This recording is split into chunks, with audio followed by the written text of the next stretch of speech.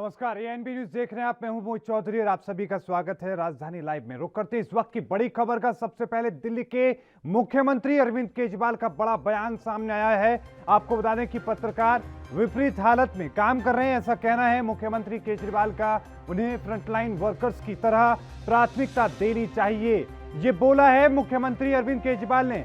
प्राथमिकता के आधार पर पत्रकारों को वैक्सीन लगाई जानी चाहिए, इसको लेकर केंद्र सरकार को पत्र लिख रहे हैं। ये दिल्ली सरकार की तरफ से बयान है, मुख्यमंत्री अरविंद केजरीवाल की तरफ से बयान है। ये बड़ा और महत्वपूर्ण बयान है क्योंकि लगातार जिस तरीके से दिल्ली में आंकड़े सामने आ रहे हैं, उसके बाद पत्रकारों पर भी लगातार जो संक्रमण है वो तेजी के साथ बढ़ता नजर आ रहा है। और ऐसे में ये पहले मुख्यमंत्री ने कंसर्न दिखाया, पहले मुख्यमंत्री हैं देश में किसी राज्य के जिन्होंने पत्रकारों को लेकर, उनके वैक्सीनेशन को लेकर इस तरह की चिंता व्यक्त की है। आपको बता दें कि मुख्यमंत्री अरविंद केजरीवाल ने पत्र लिखने की बात कही है। उन्होंने ट्वीट के जरिए ये अपनी पूरी बात कही है और साथ में उन्होंने ये भी कहा है कि जल्द ही इसको लेकर वो पत्र लिखेंगे और साथ में केंद्र से ये अपील करेंगे कि पत्रकारों को फ्रंटलाइन वर्कर्स के रूप में मानकर उन्हें भी वैक्सीन लगाई जानी चाहिए।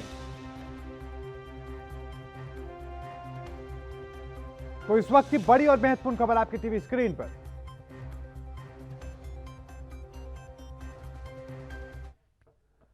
तो राष्ट्रीय राजधानी दिल्ली में कोरोना बेकाबू रफ्तार के साथ फैलता जा रहा है। केजरीवाल सरकार की तरफ से नाइट कर्फ्यू समेत कई तरह के कदम कोरोना प्रसार को रोकने के लिए लगाए गए। बावजूद इसके अभी भी जो आंकड़े हैं बढ़ते नजर आ रहे हैं। लेकिन इस बीच दिल्ली के मुख्यमंत्री अरविंद केजरीवाल ने केंद्र सरकार से ये मांग की है कि वे पत्रकारों को फ्रंटलाइन वर्कर मानकर उन्हें भी जल्द से जल्द वैक्सीन लगानी चाहिए। मुख्यमंत्री केजरीवाल ने बीते रोज इस बारे में ट्वीट करते हुए बताया कि बेहद खतरनाक परिस्थिति में पत्रकार रिपोर्टिंग कर रहे हैं, उन्हें फ्रंटलाइन वर्कर्स मानकर प्राथमिकता के आधार पर उनके वैक्सीनेशन उनकी होनी चाहिए। और साथ में दिल्ली सरकार इस बारे में केंद्र को लिखने जा रही है। राजधानी दिल्ली भयानक तरीके से कोरोना वायरस की चपेट में है।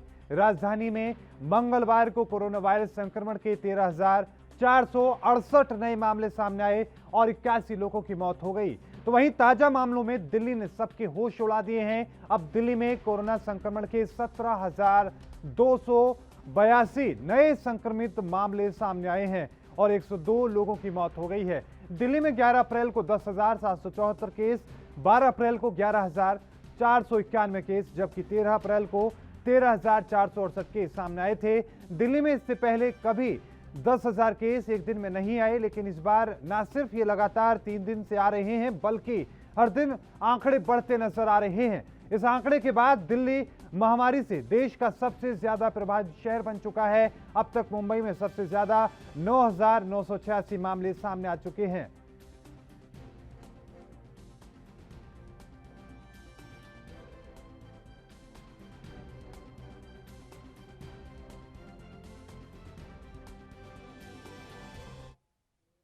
और इसी को लेकर हम चर्चा करेंगे। हमारे साथ हमारे सहयोगी, हमारे साथ हमारे संवाददाता हमारे साथ दिल्ली से जुड़ चुके हैं, राजीव तिवारी। राजीव, मुख्यमंत्री का बड़ा बयान सामने आया है, क्या कुछ मायने माने जाएं इस बयान के और कब तक ये पत्र लिखा जाएगा?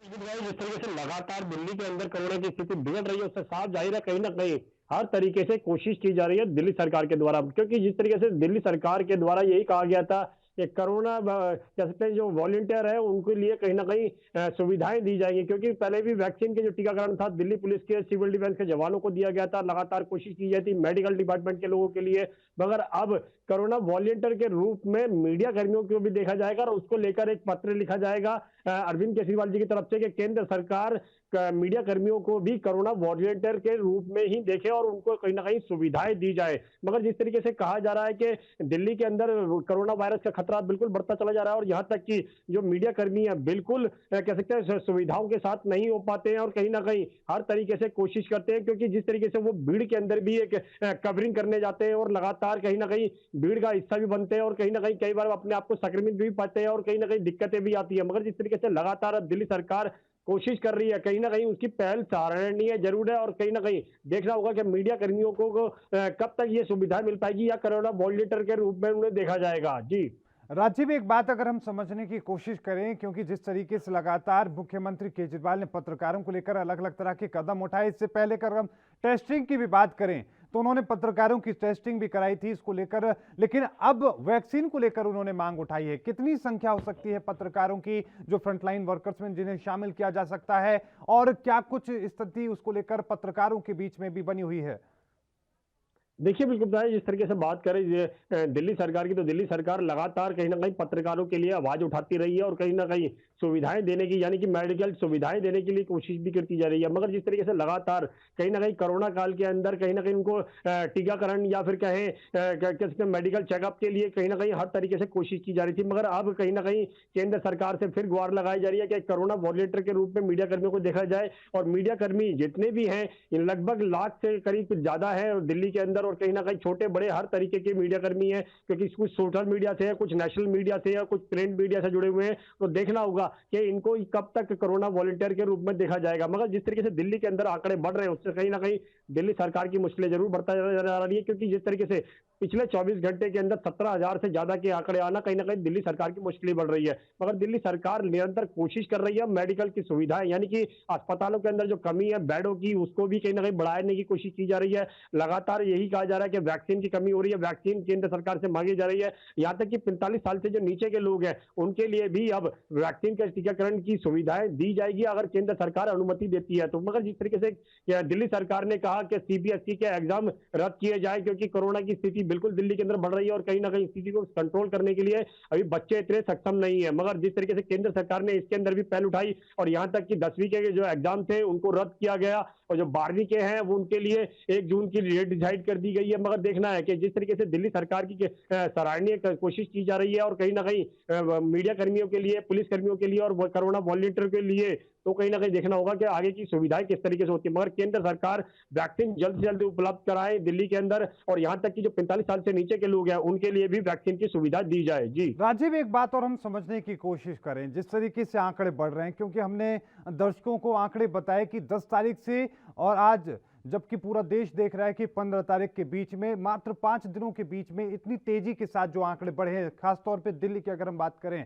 उसके पीछे की क्या वजह नजर आती है आज? क्योंकि आज पूरे देश में ये रिकॉर्ड टूटा है। कोई ऐसा शहर ऐसा नहीं है देश का दूसरा जिसमें एक साथ इतनी भारी संख्या में लोगों की मौत हुई हो या फिर इतनी भारी संख्या में आंकड़े सामने आए हों। ऐसे में क्या वजह नजर आ रही है, और मुख्यमंत्री केजरीवाल इन तमाम आंकड़ों को लेकर क्या कहते नजर आ रहे हैं?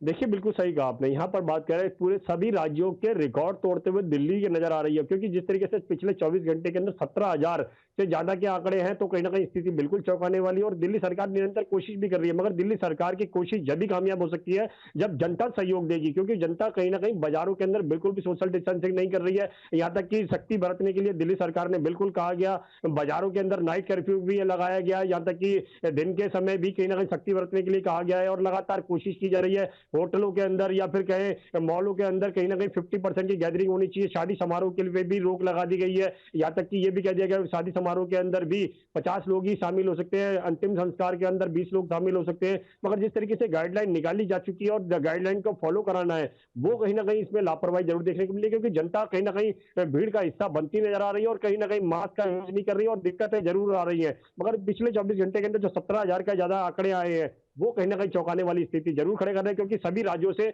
अब दिल्ली आगे निकलता नजर आ रहा है। मगर कहीं ना कहीं दिल्ली सरकार को कोशिश करनी चाहिए जनता के बीच में, यानी कि बाजारों के बीच में सोशल डिस्टेंसिंग का पालन करवाया जा सके। जी राजीव, हमने तस्वीरें देखी थी कि किस तरीके से बीते साल भी आप लगातार इस लॉकडाउन के बीच में, महामारी के बीच में लोगों से मिले थे, किस तरीके से आपने तमाम लोगों की आवाज उठाई थी। इस बार की अगर तस्वीर हम समझने की कोशिश करें, क्योंकि नाइट कर्फ्यू है, ऐसे में किस तरह पर रोजगार पर प्रभाव पड़ रहा है, जो लोग रोज कमाने और खाने वाले लोग हैं, उनकी जिंदगी पर इस कोरोना काल में किस तरह के प्रभाव देखने को मिल रहे हैं?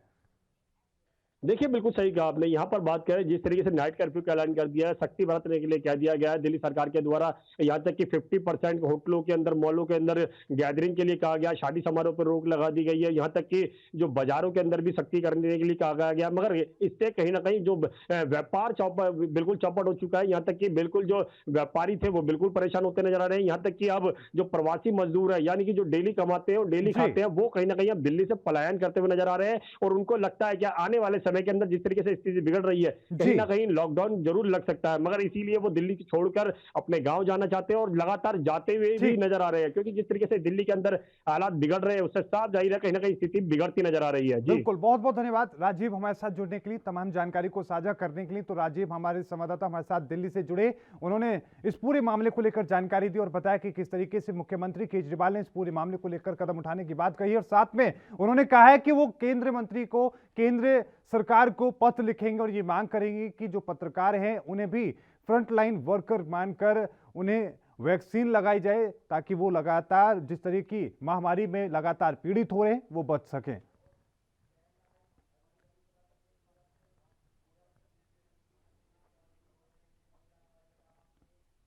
और इस बीच केरल का रुख करते हैं। इस वक्त की बड़ी खबर आपको बता दें कि केरल के कृषि मंत्री, एक बार फिर आपको बता दें कि कृषि मंत्री कोरोना पॉजिटिव हो गए हैं। लगातार जो कोरोना वायरस है देश के तमाम, न सिर्फ आम लोगों को बल्कि वीवीआईपी को भी अपना शिकार बना रहा है। कृषि मंत्री केरल के वो भी संक्रमित हो गए हैं, कोरोना के शिकार हो चुके हैं। आज ही उनको वैक्सीन लगनी थी, लेकिन वैक्सीन लगने से पहले वो संक्रमित हो गए हैं। त्रिशूर मेडिकल कॉलेज में उन्हें भर्ती कराया गया। इस वक्त की बड़ी और महत्वपूर्ण खबर यह आपकी टीवी स्क्रीन पर, केरल के कृषि मंत्री कोरोना संक्रमित पाए गए हैं। मुख्यमंत्री योगी आदित्यनाथ भी संक्रमित पाए गए थे बीते रोज, और अब केरल के कृषि मंत्री वो संक्रमित पाए गए हैं। और इसके साथ ही हलचल तेज हो चुकी है पूरे देश में। लगातार जो आंकड़े तेजी के साथ बढ़ रहे हैं, लोगों में डर का माहौल, लेकिन साथ में वैक्सीन को लेकर भी सवाल उठ रहे हैं कि आखिरकार इतना वक्त क्यों लग रहा है।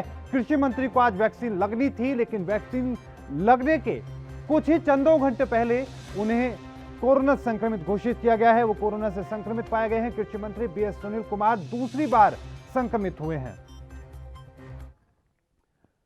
तो वहीं 100 करोड़ की उगाही के लक्ष्य के मामले में सीबीआई महाराष्ट्र के पूर्व गृह मंत्री अनिल देशमुख से पूछताछ कर रही है। सीबीआई के समन पर बीते रोज देशमुख सवालों का सामना करने के लिए मुंबई के डीआरडीओ गेस्ट हाउस पहुंचे थे। बॉम्बे हाईकोर्ट की वकील जयश्री पाटिल की याचिका पर सीबीआई को प्रारंभिक जांच कर 15 दिनों में रिपोर्ट पेश करने का आदेश हुआ था।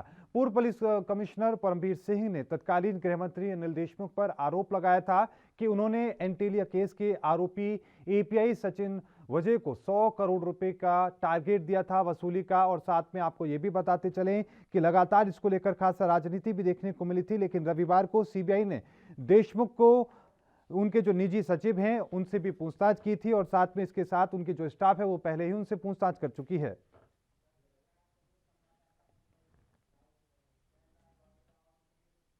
और इसी पर और ज्यादा जानकारी के साथ सत्यप्रकाश सोनी हमारे संवाददाता हमारे साथ मुंबई से लाइव जुड़ चुके हैं। सत्यप्रकाश, सबसे पहले समझने की कोशिश करेंगे कि लगातार इस पूरे मामले को लेकर राजनीति भी देखने को मिल रही थी, लेकिन बीते रोज जिस तरीके से सीबीआई ने पूछताछ की है, क्या निकलकर सामने आया, किस तरह के सवालों का सामना अनिल देशमुख को यहां पर करना पड़ा, और जब वो निकले तो क्या उन्होंने पत्रकारों से कोई बातचीत की? जी मोहित, देखिए जिस तरह से महाराष्ट्र सरकार में लगातार सियासी हलचल है, उसको देखते हुए सीबीआई ने जिस तरह से मांग की थी मुंबई हाईकोर्ट से कि अनिल देशमुख की जांच वो करेंगे, ऐसे में माननीय हाईकोर्ट ने अनिल देशमुख की जांच के लिए सीबीआई को दिया था। लेकिन जिस तरह से बताया गया कि 15 दिनों ने इन रिपोर्ट को सौंपना है। आपको बता दें कि जिस तरह से पूर्व कमिश्नर परमवीर सिंह ने महाराष्ट्र के गृह मंत्री अनिल देशमुख के ऊपर 100 करोड़ वसूली का मामला लगाया था। उसमें यह भी कहा गया था कि अनिल देशमुख ने सचिन वजय जो आज सीआईओ के एपीआई थे, उनकी जो है उनको बुलाकर उनके घर पे, उनके दफ्तर में जो है जिस तरह से बात की गई कि मुंबई में जितने बार, रेस्टोरेंट और तमाम जो रेस्टोरेंट चलते हैं वहां से 100 करोड़ की वसूली का मामला सामने आता है। इसको लेकर सियासी हलचल चली हुई थी। फिलहाल मुंबई के डीआरडीओ गेस्ट हाउस में अनिल देशमुख से करीब 11 घंटे की पूछताछ की गई। लेकिन सोनी, एक बात और हम समझने की कोशिश करें, क्योंकि लगातार जिस तरह के इस पूरे मामले को लेकर गंभीरताएं बढ़ती जा रही हैं, जिस तरह के सवाल लगातार उठ रहे थे, ऐसे में अब अनिल देशमुख इस पूरे मामले को लेकर क्या कुछ कह रहे हैं, चुप्पी साधे हुए हैं? उनके चेहरे को अगर हम देखने की कोशिश करें, समझने की कोशिश करें, क्या लग रहा है? क्योंकि शुरुआत से उन्होंने यही कहा कि उन्हें साजिश है, ये तमाम जो आरोप है वो बेबुनियाद है। देखिए मोहित, ये पूरा मामला कहीं न कहीं सचिन वजह से जुड़ा हुआ है, लिहाजा सीबीआई एनआईए सब एक साथ जांच कर रही है। सीबीआई को जिस तरह से 15 दिन में रिपोर्ट सौंपनी है, अनिल देशमुख को बुलाया था कि 11 घंटे की पूछताछ की गई। जानकारी ये मिली है कि सीबीआई ने अनिल देशमुख से 100 करोड़ मामले की पूछताछ की है, जिसमें सबसे अहम सवाल कि सचिन वजय को जब रखा गया था, जब उनको नौकरी पर बुलाया गया था, उस दौरान किसकी सहमति से हुई है इस पूरे मामले में। ऐसे में यह भी माना जा रहा है कि अनिल परब का जिस तरह से नाम आ रहा है, उनका भी नाम इसमें शामिल है। तो लिहाजा जब सीबीआई लगातार जो है अनिल देशमुख के सचिव सहित तमाम उनके कर्मचारियों से पूछताछ कर चुकी है। लेकिन सोनी, एक बात और हम समझने की कोशिश करें कि क्या जो उनके जो सचिव है उनसे पूछताछ की गई या उनके स्टाफ के लोगों से पूछताछ की गई, क्या कोई खबर निकल कर सामने आई, किसी तरह के कोई खुलासे की अपडेट उसको लेकर कोई जानकारी निकल कर आई इस पूरे मामले को लेकर, 100 करोड़ की वसूली के मामले को लेकर? देखिए मोहित, सीबीआई एक बड़ी एजेंसी है। सीबीआई कोई भी जानकारी किसी भी मीडिया कर्मी को तब तक शेयर नहीं करती जब तक कोई निष्कर्ष पर न पहुंचा। ऐसे में लोग अटकलें जरूर लगा रहे हैं, लेकिन माना जा रहा है कि अनिल देशमुख के जिस तरह से 11 घंटे की पूछताछ की गई है, तमाम दस्तावेज खंगाले गए हैं। उसके बाद उनके ऑफिस दफ्तर में जो दस्तावेज मिले थे उसको भी खंगाला जा रहा है कि किस तरह से इस पूरे मामले में संलिप्तता है। लेकिन जो 100 करोड़ का मामला, ऐसे में माना जा रहा है कि एनआईए ने जो है करीब 10 से 12 जो है बार रेस्टोरेंट मालिकों को भी स्टेटमेंट दर्ज किया था। लिहाजा सीबीआई इस पे भी क्रॉस चेक कर रही है कि बार रेस्टोरेंट के जो मालिक है, जिनको ये माध्यम बना के 100 करोड़ वसूली का बात कही गई थी, उसमें कितनी सच्चाई है। लेकिन एक बात और हम समझने की कोशिश करें सत्यप्रकाश सोनी की, अगर मानकर चलते हैं कि ये जो मामला है सच साबित होता है, तो इससे अनिल देशमुख के राजनीतिक करियर पर किस तरह का प्रभाव पड़ेगा, महाराष्ट्र की अघाड़ी सरकार पर किस तरह के असर पड़ सकते हैं? हालांकि अभी तस्वीर साफ नहीं होगी जब तक सीबीआई रिपोर्ट नहीं सौंपेगी और पूरे मामले को लेकर अपडेट नहीं होगा। बावजूद इसके अगर हम समझने की कोशिश करें तो क्या असर अनिल देशमुख के ऊपर पड़ेगा राजनीतिक करियर पर? जी मोहित, देखिए जिस तरह से लगातार 100 करोड़ वसूली का मामला सामने आया, उसके बाद विपक्ष लगातार हमलावर है। विपक्ष बार बार अनिल देशमुख के इस्तीफे की मांग कर रहा था, जिसको लेकर अनिल देशमुख ने इस्तीफा दिया। अब ऐसे में माना जा रहा था अगर इस पूरे मामले में अनिल देशमुख संलिप्त पाए जाते तो लिहाजा उनका करियर, राजनीतिक करियर बहुत प्रभावित करेगा। लेकिन जिस तरह से एनसीपी में वो पक्ष है, पक्ष को भी कहीं न कहीं इस पूरे मामले में झटका लगेगा। लेकिन महाराष्ट्र की जो सियासी समीकरण है वो कहीं न कहीं बिगड़ता हुआ दिख रहा है कि अनिल देशमुख की वजह से शायद महाराष्ट्र सरकार की कुर्सी ही भी मिल सकती है। बिल्कुल सत्यप्रकाश सोनी, एक बात और हम समझने की कोशिश करें कि आगे इस पूरे मामले को लेकर क्या कुछ अपडेट है, क्या आगे एक बार फिर से क्या अनिल देशमुख को सीबीआई बुला सकती है, क्या कुछ अब आगे किसको बुलाने की कोशिश की जा रही है, किससे पूछताछ हो सकती है इस पूरे मामले को लेकर? देखिए मोहित, सीबीआई की जांच का आज दूसरा दिन है। पहले दिन जो है अनिल देशमुख सीबीआई की पूछताछ में शामिल हुए थे। ऐसे में सीबीआई अब जो है उन्होंने जिस तरह से कल 11 घंटे के स्टेटमेंट में तमाम जानकारियां दी है, सीबीआई अब उनको खंगालेगी। ऐसे में माना जा रहा है अभी भी 13 दिन का वक्त है, सीबीआई निष्कर्ष तक पहुंचेगी। लेकिन लिहाजा ने माना जा रहा है कि अनिल देशमुख के घर सहित, दफ्तर सहित तमाम लोगों को अभी खंगालना बाकी है। ऐसे में सीबीआई इस पूरे मामले में फिलहाल तो चुप्पी साधी है। सचिन वाजे को लेकर हम समझने की कोशिश करें किस तरह की स्थिति वहां पर है, क्योंकि उनको लेकर लगातार कार्रवाई की जा रही थी, कस्टडी में वो है, क्या हालात उनके हैं, क्या अपडेट उस पर है? देखिए सचिन वजय एनआईए कस्टडी में है। एनआईए लगातार उनके दफ्तर, घर और तमाम जो दस्तावेज मिले थे, डेस्क मिले थे और तमाम जो 8 लग्जरी कार मिली थी उनकी जांच कर रही थी। ऐसे में माना जा रहा है कि अब एनआईए जो है सचिन वजय, सीबीआई जो है सचिन वजय की भी जांच करेगी। माना जा रहा है कि जितने दस्तावेज थे और मिले हैं उसके जो क्रॉस वेरिफिकेशन दोनों को आमने सामने करके किया जाएगा। ठीक है, बहुत बहुत धन्यवाद सत्यप्रकाश सोनी हमारे साथ जुड़ने के लिए, तमाम जानकारी को साझा करने के लिए। तो सत्यप्रकाश सोनी हमारे संवाददाता हमारे साथ मुंबई से जुड़े, उन्होंने बताया कि किस तरीके से सीबीआई ने, जो क्योंकि पहला दिन था, जांच का दूसरा दिन है, उन्होंने पहले ही दिन अनिल देशमुख जो कि पूर्व गृह मंत्री हैं महाराष्ट्र के, जिनके ऊपर सीधे तौर पर 100 करोड़ की वसूली के आरोप है, उनसे पूछताछ की। काफी कई घंटे ये पूछताछ चली और साथ में उनके जो सचिव हैं और स्टाफ के लोग हैं उनसे पहले ही सीबीआई पूछताछ कर चुकी है। तो वहीं शिरोमणि अकाली दल के प्रधान सुखबीर सिंह बादल ने एक बड़ा बयान दिया है। आपको बता दें कि बीते रोज BR अम्बेडकर की जयंती थी, इस मौके पर उन्होंने बड़ा बयान दिया है। उन्होंने कहा कि पंजाब में अगर विधानसभा चुनाव में उनकी पार्टी जीतती है तो फिर वो जो डिप्टी सीएम बनाएंगे वो दलित होगा। इतना ही नहीं, आपको ये भी बता दें, उन्होंने कहा कि सुखबीर सिंह बादल का कहना है कि जालंधर में संविधान निर्माता बाबा साहब भीमराव अंबेडकर की जयंती पर उन्होंने श्रद्धा सुमन अर्पित करने के बाद मीडिया से बातचीत कर रहे थे। उन्होंने कहा कि दोआबा के क्षेत्र में अंबेडकर के नाम पर यूनिवर्सिटी बनाई जाएगी। उन्होंने दूसरी पार्टियों के साथ मिलकर चुनाव लड़ने की संभावनाओं के भी संकेत दिए हैं और कहा कि उनके संपर्क में कई राजनीतिक दल हैं। सुखबीर बादल के इस ऐलान से पंजाब में राजनीतिक हलचल बढ़ चुकी है, क्योंकि यहां पर राजनीतिक दलों का भविष्य दलित वोटरों पर निर्भर करता है। पंजाब में 32% आबादी दलित है, जो भारत में सबसे ज्यादा है। ये वर्ग पूरी तरीके से किसी एक पार्टी के साथ नहीं रहा। दलित वोट आमतौर पर कांग्रेस और शिरोमणि अकाली दल के बीच बढ़ता हुआ नजर आया। और इसके साथ ही आपको ये भी बताते चलें कि लगातार ये तो जो तस्वीर है पंजाब में दलितों की, वो बदलती हुई नजर आई। पिछले विधानसभा चुनाव की अगर हम बात करें तो दलित आम आदमी पार्टी के साथ भी बटे हुए नजर आए, लेकिन साथ में आपको ये भी बताते चलें कि अब आम आदमी पार्टी के साथ साथ शिरोमणि अकाली दल, कांग्रेस, तमाम दलों की निगाहें इन दलितों पर है और किसी भी तरीके से वो ज्यादा से ज्यादा दलितों को अपनी ओर खींचने की कोशिश में जुटे हैं, क्योंकि 32% से ज्यादा दलित पंजाब में रहते हैं।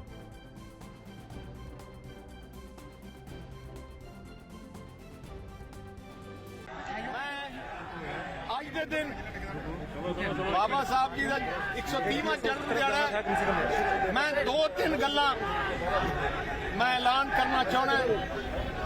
ਇੱਕ, ਜਦੋਂ ਸ਼੍ਰੋਮਣੀ ਅਕਾਲੀ ਦਲ ਦੀ ਸਰਕਾਰ ਪੰਜਾਬ ਚ ਆਊਗੀ, ਪਰਮਾਤਮਾ ਮਿਹਰ ਕਰੇ ਤੁਹਾਡੇ ਸਾਰਿਆਂ ਦੇ ਆਸ਼ੀਰਵਾਦ ਨਾਲ, ਬਾਬਾ ਸਾਹਿਬ ਜੀ ਦੇ ਆਸ਼ੀਰਵਾਦ ਨਾਲ, ਪਰਮਾਤਮਾ ਦੇ ਆਸ਼ੀਰਵਾਦ ਨਾਲ ਜਦੋਂ ਸਰਕਾਰ ਪੰਜਾਬ ਚ ਸ਼੍ਰੋਮਣੀ ਅਕਾਲੀ ਦਲ ਦੀ ਬਣੇਗੀ, ਬਾਬਾ ਸਾਹਿਬ ਜੀ ਦੇ ਨਾਂ ਤੇ ਇੱਕ ਬਹੁਤ ਵਧੀਆ ਯੂਨੀਵਰਸਿਟੀ, ਬਾਬਾ ਸਾਹਿਬ ਅੰਬੇਡਕਰ ਜੀ ਦੇ ਨਾਂ ਤੇ ਯੂਨੀਵਰਸਿਟੀ ਦੁਆਬੇ ਵਿੱਚ ਬਣਾਈ ਜਾਊਗੀ। ਇੱਕ ਬਹੁਤ ਵਧੀਆ ਯੂਨੀਵਰਸਿਟੀ, ਜਿਸ ਯੂਨੀਵਰਸਿਟੀ ਰਾਹੀਂ ਉਹਨਾਂ ਦੇ ਜੋ ਵਿਚਾਰ ਹੈ, ਉਹਨਾਂ ਦੀ ਸੋਚ ਹੈ, ਆਪਣੀ ਨਵੀਂ ਪੀੜ੍ਹੀ ਨੂੰ ਦਿੱਤੀ ਜਾਊਗੀ। ਦੂਜਾ ਵੱਡਾ ਐਲਾਨ, ਸ਼੍ਰੋਮਣੀ ਅਕਾਲੀ ਦਲ परमात्मा मेहर करे सरकार बनाए ते जो डिप्टी सीएम है असी दलित परिवार चों लेवांगे, एससी परिवार चों असी डिप्टी सीएम। आपने सुना कि किस तरीके से सुखबीर सिंह बादल, जो कि उन्होंने बड़ा ऐलान किया है, उन्होंने कहा है कि विधानसभा चुनाव जो कि आने वाले हैं उनमें अगर जीत दर्ज की जाती है तो डिप्टी सीएम दलित समाज से होगा।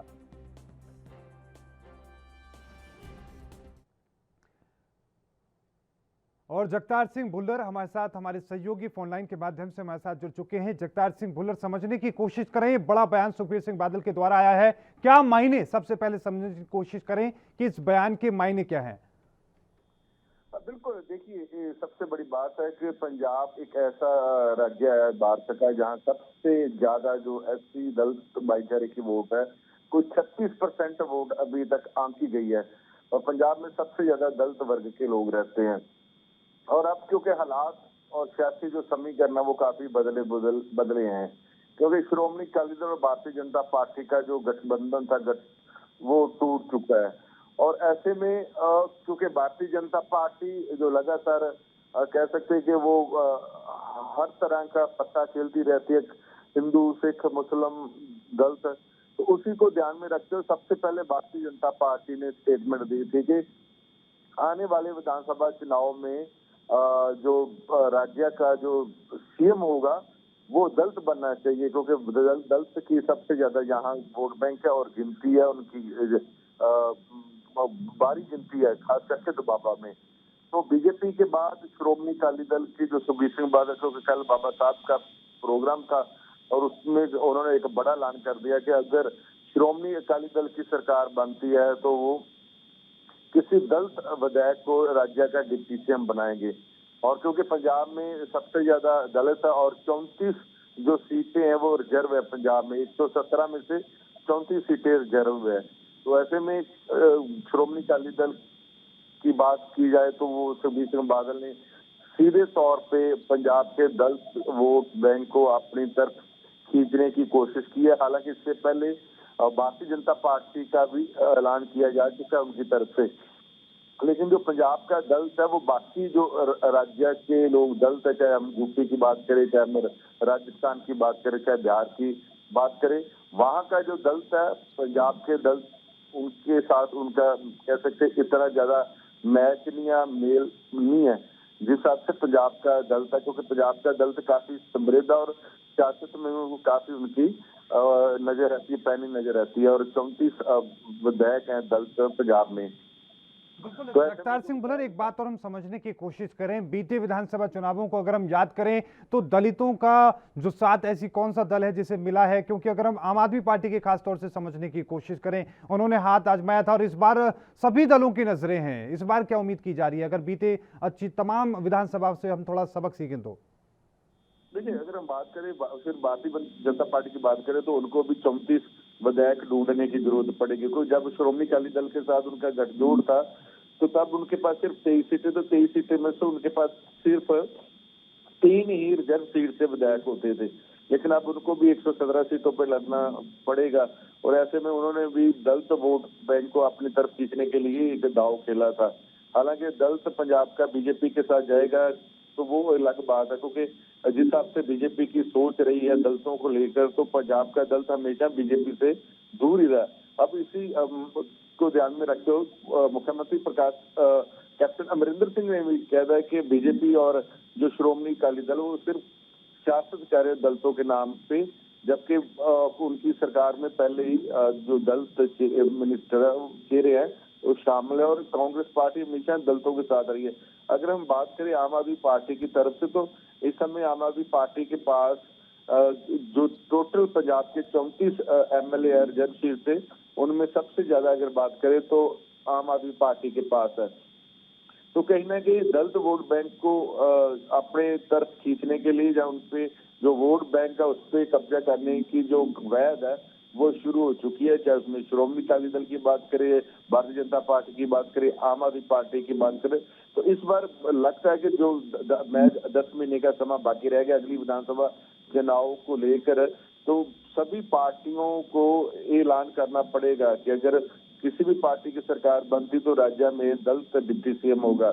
भारतीय जनता पार्टी ने सीएम का ऐलान किया, श्रोमणी अकाली दल डिप्टी सीएम का ऐलान किया, तो अब लगता है जो कि कांग्रेस पार्टी को और आम आदमी पार्टी को भी ऐलान करना पड़ेगा। लेकिन हालांकि जो पंजाब में जो बहुजन समाज पार्टी बसपा उनका क्या रोल रहता, उनकी क्या प्रतिक्रिया रहेगी, वो अभी सबसे बड़ी बात है कि अभी तक बीएसपी के प्रेसिडेंट की तरफ से या सुप्रीमो मायावती की तरफ से फिलहाल भी कोई ऐसी टिप्पणी नहीं कि पंजाब में 36% दलित वोट है तो वो किनके साथ जाएंगे। जी बिल्कुल, बहुत बहुत धन्यवाद जगतार सिंह भुल्लर हमारे साथ जुड़ने के लिए, तमाम जानकारी को साझा करने के लिए। तो जगतार सिंह भुल्लर हमारे सहयोगी जुड़े, उन्होंने समझाने की कोशिश की कि किस तरीके से दलितों का पूरा जो समीकरण पंजाब के अंदर है। राजधानी लाइव में अभी के लिए इतना ही। देखते रहिए एएनबी न्यूज, मुझे दीजिए इजाजत, धन्यवाद।